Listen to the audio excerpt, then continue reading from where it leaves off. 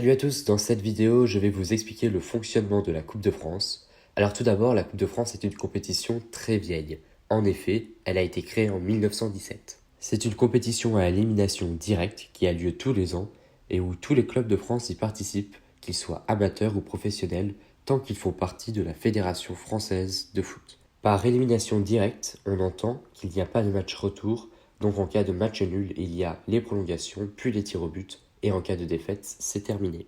Alors, vous vous doutez bien que ça représente beaucoup de matchs, surtout pour certaines équipes de Ligue 1 qui sont dans des compétitions européennes telles que la Ligue des Champions, la Ligue Europa ou la Ligue Europa Conférence.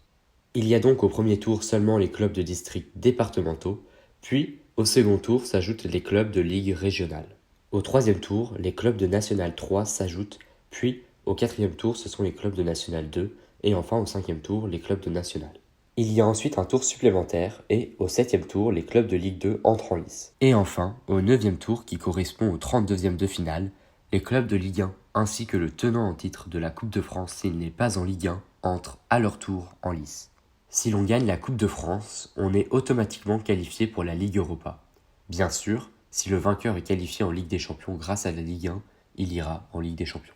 La Coupe de France présente donc deux avantages majeurs.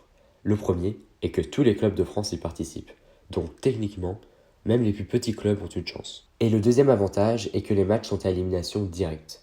Et sur un seul match, tout est possible. Donc la Coupe de France nous offre souvent de belles surprises, avec des grands clubs qui perdent contre des petits clubs. Voilà, c'est tout pour cette vidéo, j'espère que ça n'était pas trop compliqué et que vous avez tout compris. N'hésitez pas à me laisser vos retours dans les commentaires, n'oubliez pas de vous abonner, et à très vite pour une nouvelle vidéo.